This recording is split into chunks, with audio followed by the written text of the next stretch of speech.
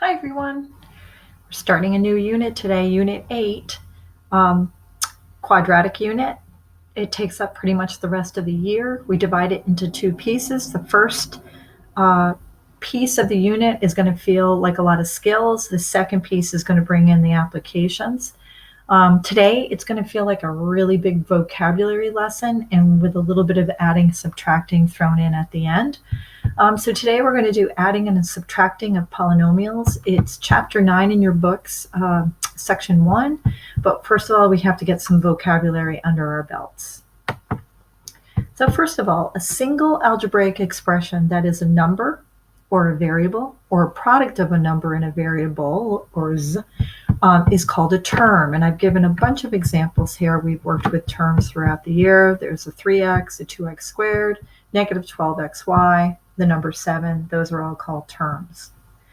Now, when you take those terms and put a plus or a minus in between them, we're going to have a new term, which is called a polynomial. Poly means many, and nomial is like another way of saying term. So if you have an expression that is either the sum of one or more algebraic terms, and again, subtraction can be the same thing as adding a negative, you can have a number in front, a coefficient, like the negative 4, and our exponent here is a non-negative integer. Let me explain what that means. So polynomials, by that word non-negative integer, the integer part says there can't be any fractional exponents, so we're not going to have any roots. We're not going to have anything that looks like this guy. That's why he's got a red oval with a line through it. That is not a polynomial. The other thing that polynomials can't have is a negative exponent, which means that we're not going to have a variable in the denominator, like x to the negative 1 would put this guy in the denominator. So all of our exponents are going to be positive integers, or they could be 0, because that would give us just a number without a variable. So that's what a polynomial is. It's a many-termed expression. And now we're going to learn a couple more things. So first of all, I'm going to go down here, and you're going to look at this one right here. And this one is in what's called standard form. Now, standard form of an equation is where the terms are placed in descending order from largest degree to smallest degree. So let's just stop there for a second. What does this term degree mean? The degree is the exponent of the variable. So if you look here, we have the x to the third in front of the x to the second, in front of the x to the first, in front of the constant. And remember, the constant could have an x to the 0, which would be 1. So all of our exponents are going in descending orders. So that's what it means by largest degree to smallest degree. And we have no terms that have the same degree. So if you look here, there's a 3, there's a 2, there's a 1, and then of course this would be the 0. Now if you look up here, there are two examples that are not in standard form. So look right here, they're going up in order rather than down, with the x squared being at the end. You'll remember I always say let the constant be the caboose. I kind of had my eye on this when I was saying that to you. And if you look over here, this one also is not in standard form, because look at these two guys. They have the same degree. They're like terms. We should be combining those. 6x minus 3x would give us a 3x. So just to remind you that that little number is called the degree of the term. Now, the degree of the polynomial will be the largest exponent. So this would be a degree 3. And the leading coefficient of the highest exponent is called, the leading number is called the leading coefficient. So there's the leading coefficient. It would be 4. This one is in standard form. The degree of the polynomial would be the 3. And oh, by the way, the constant is the caboose. So standard form, make sure your exponents go down from largest to smallest. That's called the degree. The degree of the polynomial is the biggest exponent, and the number in front is called the leading coefficient. Now we're going to start naming these guys. So here comes some major vocabulary. So if your highest exponent, so look at these two, they're both don't have a variable, which means it would be an x to the 0, no variable. Those are called constants. No surprise there. If your highest degree is an exponent of 1, so x to the first here, x to the first there, that is called, oops, let's put that back. Sorry about that. There's the box. It's called linear. Think of y equals mx plus b, right? The x had a degree 1, had an exponent of 1. Now, if we look at our largest exponent, notice this guy is in standard form. Notice it's a 2, and it's a 2 here. We learned this back in our function. That is the quadratics, and that's what we're going to be working on in this unit. If we take our highest degree on the variable of being a 3, notice it's a 3 here. You might remember this name from our function families. It's a cubic. Now, your book doesn't have the next one, just to let you know, but if there is a 4, it's called a quartic. And if you think of 4 quarts of milk in a gallon, that might help you remember. And then once we go past the 4, we don't have special names. We just call them 5th degree, 6th degree, 7th degree, that type of thing. So that's kind of like giving the polynomial a first name. But of course, we can also have a last name. So you're going to classify, you're going to name it by degree, which is what we just did here. But then how many terms are there? So notice there's one term in both of these. Notice there's 1, 2, x and the 5, or the x squared and the 9. There's 2 terms. Down here you see 1, 2, 3. Remember, the terms are separated by either additions or subtraction, and there's 3 over here, and there's 4. Now, this was kind of like their last name. So if they only have one term, they would be a monomial. If they have 2, and think about mono means 1 for a prefix. What would be a prefix for 2? Think of the thing that you ride that has 2 wheels. It would be a bicycle, so binomial. And then, of course, a little kid would be with 3 wheels. It would be a tricycle, which would be a trinomial. And then once we go past 3, we pretty much just label them polynomials. So what I'm going to show you in the next slide is how we put the 2 names together.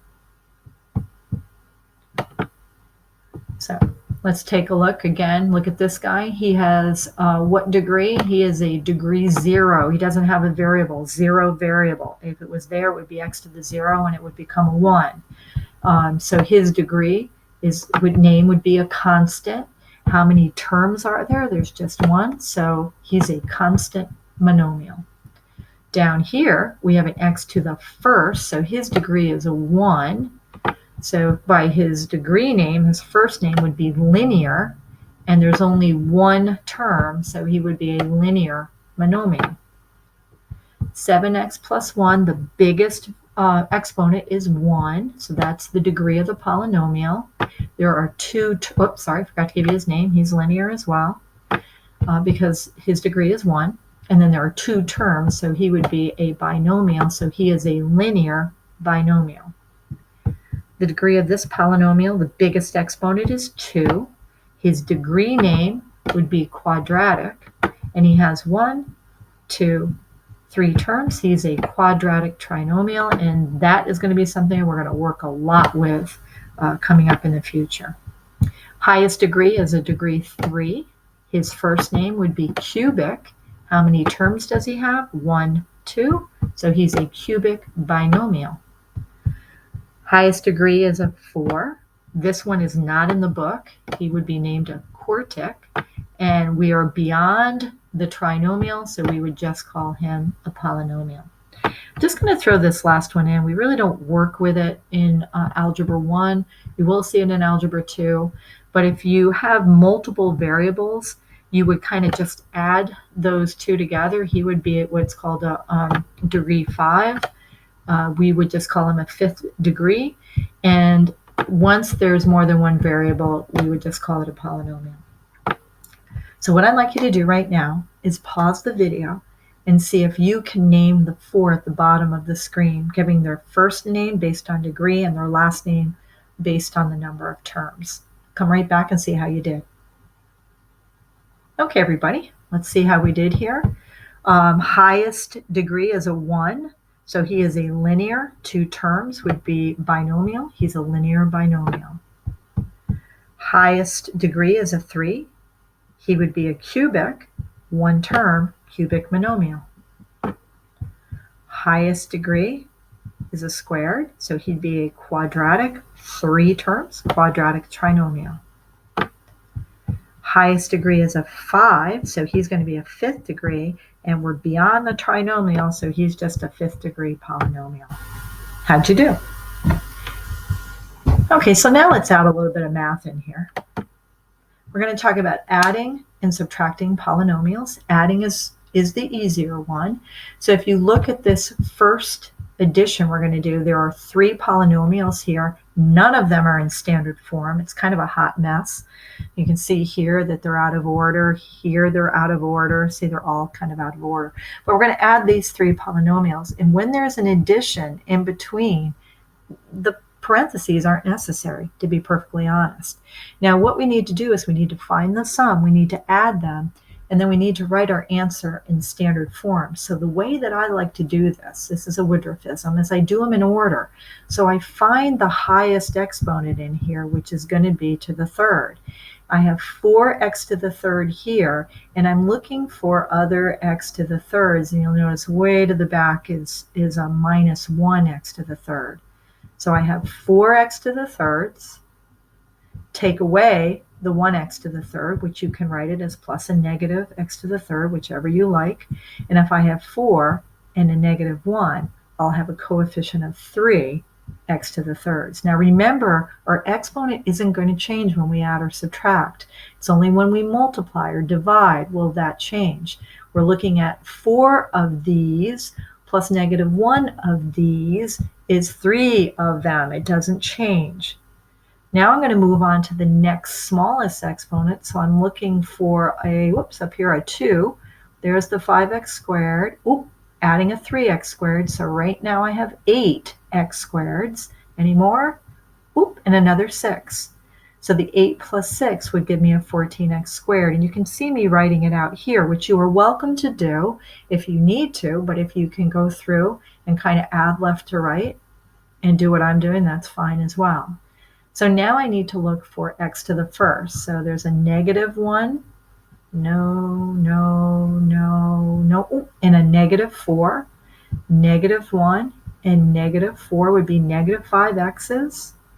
And that's it. And you'll see it right there. Now again, minus 5x or adding a negative 5x is the same thing, and you'll kind of see me writing it here. So now I'm down to the constants. So I've already done all these up. 9, take away 2 would be 7. Take away 8 would be negative 1. There's the minus 1 or adding a negative 1, and you can kind of see me writing it here. So if you can go from here to here directly, that's fine. And if you need that intermediary step, feel free to do it. Now your book talks about doing either the horizontal method or the vertical. So I'm just going to show you the vertical. It's not my favorite, but that doesn't mean you might not like it. So the first thing you do is you put all of the polynomials, the 3 of them, in standard order, and you kind of put them on top of each other. So you line up all the x to the thirds, all the x squareds, all the x to the first, and all the constants, and then you kind of just add down. So 4x and a negative x to the third, 4x to the third, take away an x to the third will give you 3x to the third, and there's the 5 plus the 3 is 8 plus 6, there's the 14x squared, and a negative 1, and a negative 4 makes a negative 5x, and 9, take away 2 is 7, take away 8 is negative 1, and you're seeing we're getting the same answer. Now your book in the directions will say use a specific method, throw that direction out, use whichever one works for you all the time. It does not matter to me. So use your favorite method. So let's just talk about subtracting. It's not that different, but it is the tougher because the parentheses matter. So here is a polynomial, which happens to be in standard form, taking away another polynomial. When I go to subtract this second polynomial, I am not just subtracting that first term, I'm subtracting everybody. So I'm going to take away a negative 2x to the third, and minus a negative becomes a plus. I'm going to take away a positive 6x, which would give me a minus 6x, and I'm going to take away a negative 8, and minus a negative gives me plus 8. So basically, everybody's sign in this second polynomial is changing. And then once I do that, the parentheses aren't necessary, and we go right back to doing the adding. So remember, the Woodruff method is to look for your highest exponent, which is the third. So I got negative 2 of them and a positive 2 of them, and that's it. So I'm going to have 0 of them, so that drops out of my answer. There's no x to the third. Now I'm going to look for my squared, 7x squared minus 6. Whoops, no, I'm sorry, there isn't one. So he just drops down in the answer. I almost got caught there. Negative 1, take away 6. So negative 1x take away 6x, you can see it right here, is negative 7x. And then 15, add the 8, would be 23. The number one mistake is right here, to put a plus 6x and a minus 8, to only subtract that first term. Okay, what I'd like you to do here is to pause the video and try these 3 on your own. And then when you're all set, restart the video and let's see how you did. Okay, let's take a look at this first one. The first thing I'm going to do is I'm going to grab that negative 8m squared and add an m squared to it. So did you get negative 7m squared? Then I'm going to go to the 2m, adding a 5m and getting a plus 7m. And then the minus 3 is just hanging out by himself. And that's in standard form because I started with the highest exponent. Now with the subtraction, the 2y squared minus y squared would give you 1y squared, and I made that coefficient the invisible 1. The negative 8y minus a positive 5y, negative 8y minus 5y is going to give me negative 13y, and negative 3 minus a negative 10. That minus a negative will become a plus 10. So negative 3 plus 10 should have given you plus 7.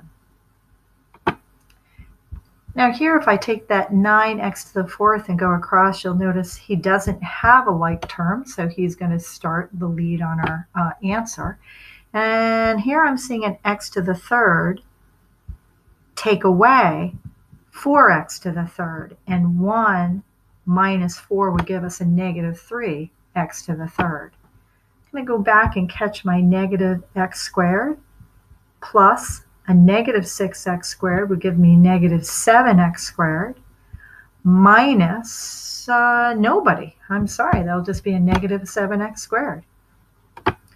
I'm going to go to an exponent of 1, so 7x plus 2x would be 9x minus the 3x would give me a positive 6x. And now I'm going to grab my constants, and I'm going across. There's a negative 9 minus a positive 8. Negative 9 minus 8, the constant would be a negative 17.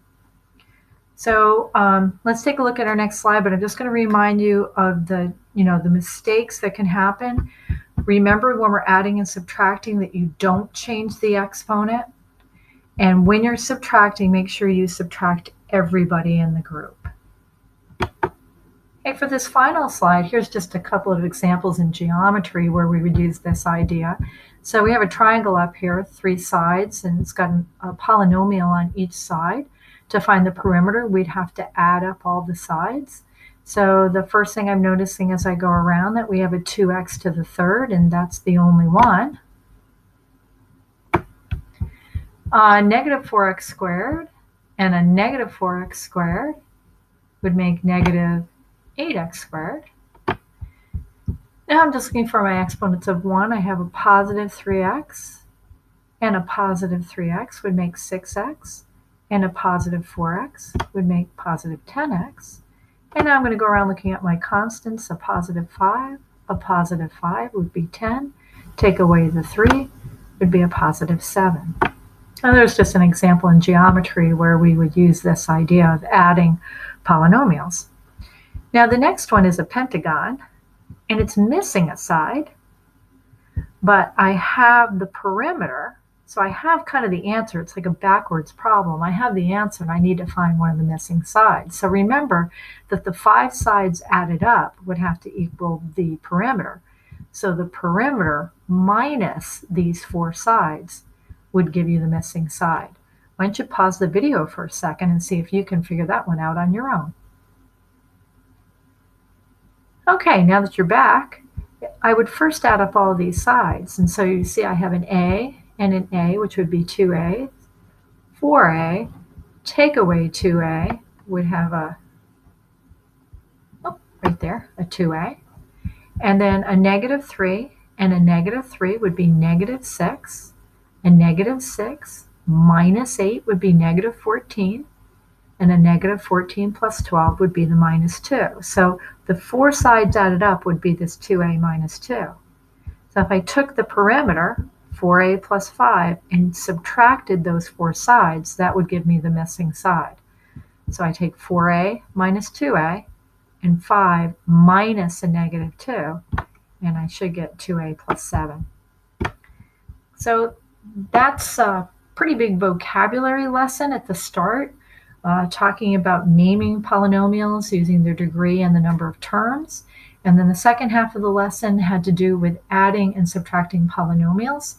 I hope this is a good way to start practicing all of these ideas, and I'll talk to you soon. Thanks for your attention, guys.